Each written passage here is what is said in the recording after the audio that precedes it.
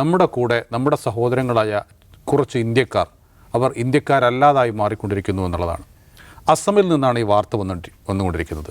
CAA ഭാഗമായി ആളുകൾക്ക് മറ്റു രാജ്യങ്ങളിൽ നിന്ന് വരുന്ന മുസ്ലിങ്ങളല്ലാത്തവർക്ക് പൗരത്വം കൊടുക്കുന്നതിനിടയിലാണ് ഇവിടെയുള്ള അസമിലുള്ള മുസ്ലിങ്ങളായ 28 പേരെ അവിടെ നിന്ന് നാടുകടത്തി ജയിലിലേക്ക്, തടവ് കേന്ദ്രത്തിലേക്ക്, ട്രാൻസിറ്റ് കേന്ദ്രത്തിലേക്ക് പറഞ്ഞയച്ചിരിക്കുന്നത്.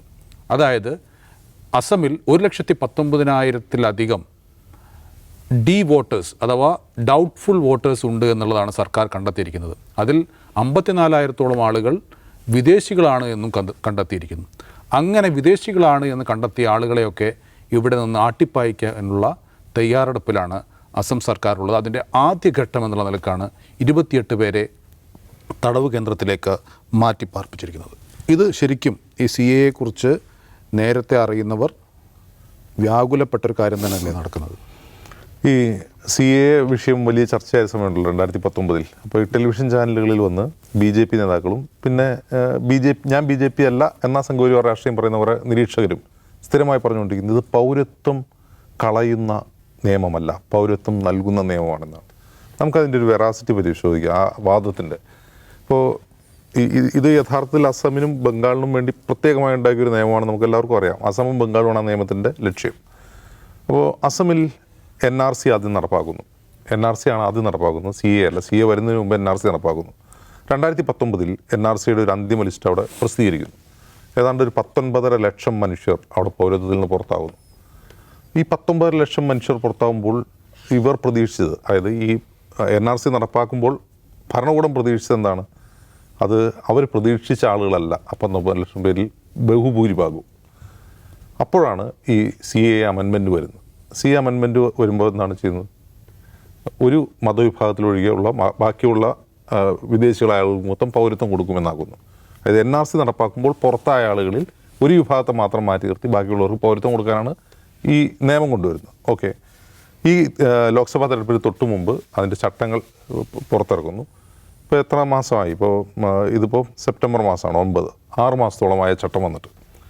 ആ ചട്ടം വന്നിട്ട് എത്ര പേർക്ക് പൗരത്വം കൊടുത്തു? വിരലിലെണ്ണാവുന്ന കുറച്ച് ആളുകൾക്ക്, ഡൽഹിയിൽ മറ്റോ താമസിക്കുന്ന കുറച്ച് ആളുകൾക്ക് പൗരത്വം കൊടുത്തതെന്ന് ചോദിച്ചാൽ ഈ പുറത്ത് നിൽക്കുന്ന ബംഗാളിലും കുറച്ച് NRCയിൽ പുറത്ത് നിൽക്കുന്ന ബഹുഭൂരിഭാഗം, ഈ അസമിൻ്റെ തന്നെ എക്സാമ്പിൾ എടുത്താൽ ആ NRCയിൽ പുറത്താക്കപ്പെട്ട പൗരത്വം നഷ്ടപ്പെട്ട 19 ലക്ഷം മനുഷ്യരിൽ ആർക്കും പൗരത്വം കൊടുക്കാൻ കഴിയുന്നില്ല. അതിൻ്റെ ഒരു പ്രധാനപ്പെട്ട കാരണം നമുക്കറിയാം, NRC നടപ്പാക്കുമ്പോൾ ഉണ്ടാകുന്നിട്ടുള്ള ടെക്നിക്കൽ ഗ്ലിച്ചസ്, ഈ റെഡ് ടേപ്പ്, ചുവപ്പ് നാടകൾ, പിന്നെ അഴിമതി. ഈ NRC നടപ്പാക്കുന്നതിൽ വലിയ അഴിമതി ഉണ്ട്. 200 കോടിയുടെ അഴിമതി കൺട്രോളർ ആൻഡ് ഓഡിറ്റർ ജനറൽ തന്നെ കണ്ടെത്തിയിട്ടുണ്ട്. അപ്പോൾ ഇതുമൂലം ഇതിലെ ഒരു കാര്യവും നടപ്പാക്കുന്നില്ല. എന്ന് മാത്രമല്ല, ഈ NRC പ്രക്രിയയുടെ ഭാഗമായ ആധാർ കാർഡിന് ബയോമെട്രിക് സംവിധാനം കൊടുത്തിട്ട് 2013 മുതൽ ഇപ്പോൾ 2024 11 വർഷമായി ആധാർ കാർഡിന് കാത്തു നിൽക്കുന്ന മനുഷ്യന്മാരുണ്ട്. അവരിലൊരു 1 ലക്ഷം പേർക്കോ മറ്റോ ഇപ്പോൾ കഴിഞ്ഞ ദിവസമാണ് ആധാർ ലഭ്യമായി തുടങ്ങിയത്. അതായത് ഈ പറഞ്ഞ കാരണങ്ങളാൽ, അഴിമതി, അതുപോലെ ടെക്നിക്കൽ ഗ്ലിച്ചസ്, ഇത്തരം ഈ ചുവപ്പ് നാട, ഇത്തരം കാരണങ്ങളാണ് ഈ മനുഷ്യരുടെ ജീവിതം വഴിവിട്ടി പോകുന്നത്. ഇപ്പോൾ നമുക്കറിയാം, ഹിമന്ത ബിശ്വ ശർമ്മ എന്ന പഴയ കോൺഗ്രസ്സുകാരനായ ഇപ്പോഴത്തെ BJP അവിടുത്തെ മുഖ്യമന്ത്രി, അദ്ദേഹം തൻ്റെ രാഷ്ട്രീയ മോഹങ്ങൾ കൊണ്ടോ അതല്ല RSSൽ നിന്ന് ലഭിക്കുന്ന നിർദ്ദേശങ്ങൾ കൊണ്ടോ ഈ യോഗി ആദിത്യനാഥിനെയും നരേന്ദ്രമോദിയെയും അമിത്ഷായെയും വെല്ലുന്ന രീതിയിലുള്ള വിദ്വേഷ രാഷ്ട്രീയം അവിടെ പയറ്റിക്കൊണ്ടിരിക്കുകയാണ്. നമ്മൾ UPയിലും ഹരിയാനയിലും കാണുന്നതിനേക്കാൾ കൂടുതൽ ഈ ബുൾഡോസർ രാജ് നടക്കുന്ന സ്ഥലം കൂടിയാണ് അസം. അവിടെ നിന്ന് നമുക്ക് വാർത്തകൾ വരുന്നില്ല എന്നേ ഉള്ളൂ. അത് പ്രതിപക്ഷം പോലും രാഷ്ട്രീയമായി ഉന്നയിക്കാത്തതുകൊണ്ട് അത് ചർച്ച ചെയ്യപ്പെടുന്നില്ല എന്നേ ഉള്ളൂ. ഏറ്റവും കൂടുതൽ വീടുകൾ തകർക്കുന്ന ഒരു സംസ്ഥാനമാണത്. മറ്റൊന്ന്, ഈ പറയുന്ന ഈ 19 ലക്ഷം പേർ ആരാണ് എന്ന് കഴിഞ്ഞ മാർച്ച് മാസത്തിൽ ഹിമന്ത ബിശ്വ ശർമ്മ വിശദീകരിക്കുന്നുണ്ട്. അതിൽ 3 മുതൽ 6 ലക്ഷം വരെ ആളുകൾ മുസ്ലിങ്ങളായിരിക്കും. അപ്പോൾ അദ്ദേഹത്തിൻ്റെ ബ്രേക്കപ്പ് പറയുന്നുണ്ട് കണക്ക്. ഈ കുറച്ച് ഗൂർഖകളുണ്ട്, 2-3 ലക്ഷം ഗൂർഖ വംശജരുണ്ട്, അതിൽ ബംഗ്ലാദേശി ഹിന്ദുക്കളുണ്ട്, ബംഗാളി ഹിന്ദുക്കളുണ്ട് എന്നൊക്കെ പറഞ്ഞിങ്ങനെ. പക്ഷേ ഈ കണക്ക് പറയുമ്പോഴും ഈ 19 ലക്ഷത്തിൽ ഒരു 3.5 ലക്ഷം പേർ അതാരാണെന്ന് പോലും അദ്ദേഹം പറയുന്നില്ല. കൃത്യമായ കണക്ക് അദ്ദേഹം പുറത്തു വിടുന്നില്ല. അപ്പോൾ ഇത്രയും ആളുകൾക്ക് പൗരത്വം കൊടുക്കാൻ ഈ 6 മാസത്തിൽ 19 ലക്ഷം പേരിൽ എത്ര പേർക്ക്, അല്ലെങ്കിൽ 6 ലക്ഷം മാറ്റി നിർത്തിയാൽ ബാക്കിയുള്ളവർക്ക് പൗരത്വം കൊടുക്കാൻ അസം സർക്കാരിന് കഴിഞ്ഞില്ല. അതിൻ്റെ കാരണം എന്താണെന്ന് വെച്ചാൽ, പൗരത്വത്തിന് അപേക്ഷിക്കണമെങ്കിൽ ആദ്യം വേണ്ടത് ഈ പൗരത്വത്തിൽ നിന്ന് പുറത്തായ ആളുകൾ മുഴുവൻ ബംഗ്ലാദേശിൽ നിന്ന് ഇവിടെ കുടിയേറിയതാണെന്ന് ഒരു ഉറപ്പുമില്ല, അതിന് കൃത്യമായൊരു തെളിവുമില്ല. ഇവരങ്ങ് മാറ്റി നിർത്തിയേക്കാണ്. ഇവർ ചെയ്യേണ്ടത്, ഇവർ ഇന്ത്യയിൽ ജനിച്ചു വളർന്ന മനുഷ്യർ തന്നെയാണ്, ഇന്ത്യയിൽ തന്നെ ജനിച്ചു വളർന്ന മനുഷ്യരാണ്. അതിൻ്റെ ഒരു കട്ട് ഓഫ് ഡേറ്റ് എന്ന് പറഞ്ഞാൽ 71 ശേഷം ബംഗ്ലാദേശിൽ വരുന്നവരെ മാറ്റി നിർത്തുക എന്നാണ് പറയുന്നത്. പക്ഷേ ഇവർ ആദ്യം തെളിയിക്കേണ്ടതാണ് ഞങ്ങൾ ബംഗ്ലാദേശികളാണെന്നാണ് ആദ്യം തെളിയിക്കേണ്ടത്. ഞാനോ എൻ്റെ പൂർവികനോ ബംഗ്ലാദേശിലാണ്, ബംഗ്ലാദേശിൽ നിന്ന് ഇങ്ങോട്ട് വന്നാണ് തെളിയിക്കുന്നത്. അതെങ്ങനെ തെളിയിക്കും? ഈ വന്നതാണെന്ന് തന്നെ കരുതുക, അവരെങ്ങനെ തെളിയിക്കും ഞങ്ങൾ ബംഗ്ലാദേശിൽ നിന്ന് വന്നതാണെന്ന് എങ്ങനെ തെളിയിക്കും? അങ്ങനെ തെളിയിച്ചാൽ ആ നിമിഷം തന്നെ അവരുടെ പൗരത്വം റദ്ദായി. ഞാൻ ബംഗ്ലാദേശിയാണെന്ന് അവർ അഫിഡവിറ്റ് കൊടുക്കുന്നതോടെ അവർ ഇന്ത്യക്കാരല്ലാതായി മാറി. അതുകൊണ്ട് തന്നെ ആ ഭയം കൊണ്ട് ആരും ഈ CAA ചട്ടപ്രകാരമുള്ള പൗരത്വത്തിന് അപേക്ഷിക്കുന്നില്ല എന്നാണ് പ്രശ്നം. ഹിമന്ത ബിശ്വ ശർമ്മ തന്നെ പറഞ്ഞിട്ടുണ്ട്, ബംഗാളിലും അതൊരു വലിയ പ്രശ്നം തന്നെയാണ്. അപ്പോൾ യഥാർത്ഥത്തിൽ ഇത് പൗരത്വം കളയുന്നതാണോ പൗരത്വം നൽകുന്നതാണോ എന്ന ചോദ്യത്തിന് പൗരത്വം കളയുന്നതിനാണെന്നുള്ളതിൻ്റെ തെളിവാണെന്ന് നാം കാണുന്നത്. അതിൻ്റെ വീഡിയോ കണ്ടാൽ നമുക്ക് സഹിക്കില്ല. കാരണം അവരുടെ ബന്ധുക്കൾ, മക്കളും എല്ലാവരും ബന്ധുക്കളിൽ നിന്ന് കരയാണ്. കുറേ പേരെ പിടിച്ച് ബസ് കയറ്റി കൊണ്ടുപോവാണ് ഡിറ്റൻഷൻ സെൻറ്ററിലേക്ക്. ഇവരെന്ത് ചെയ്യാൻ പോവുക? അവർ ജീവിത മരണം വരെ തടങ്കലിടുമോ? എന്ത് ചെയ്യാൻ പറ്റും? ബാക്കി പൗരത്വം നഷ്ടപ്പെട്ട ഒരു 10 ലക്ഷം പേരെ 10 ലക്ഷം പേരെ പാർപ്പിക്കാനുള്ള ജയിൽ അസമിലുണ്ടോ? അങ്ങനെ ചെയ്യാൻ പറ്റുമോ? അപ്പോൾ യഥാർത്ഥത്തിൽ ഇത് എന്താണെന്ന് വെച്ചാൽ ഇത് രാഷ്ട്രീയമായ കളി തന്നെയാണ്. അസം ഒരു ഹിന്ദുത്വ ലബോറട്ടറിയായി മാറുകയാണ്. ഗുജറാത്തിനും UPക്കും ശേഷം മറ്റൊരു ഹിന്ദുത്വ ലബോറട്ടറി അസം മാറുന്ന കാഴ്ചയാണ് നാം കാണുന്നത്.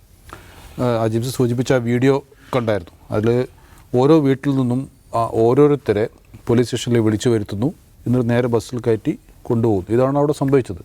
അപ്പം ഇതൊക്കെ വല്ലാത്തൊരവസ്ഥയല്ലേ ശരിക്കും ഉണ്ടാക്കുന്നത്?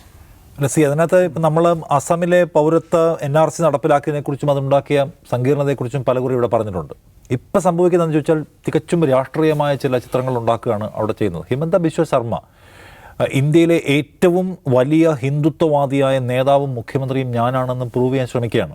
എങ്ങനെയാണ് നരേന്ദ്രമോദി രാജ്യത്തിൻ്റെ പ്രധാനമന്ത്രി പദത്തിലേക്ക് ആദ്യം പരിഗണിക്കപ്പെടുന്നത്, പ്രധാനമന്ത്രി സ്ഥാനാർത്ഥിയായി പരിഗണിക്കപ്പെടുന്നത്? അദ്ദേഹം ഗുജറാത്തിൽ എന്തുമാത്രം കുഴപ്പം പിടിച്ച ഒരു പ്രതിച്ഛായ തൻ്റെ പേരിൽ ഉണ്ടാക്കിയെടുത്തു. അതിൻ്റെ റിവാർഡ് ചെയ്യപ്പെടുകയാണല്ലോ അദ്ദേഹം പ്രധാനമന്ത്രി പദത്തിലേക്ക് വളരെ പെട്ടെന്ന് വന്നത്.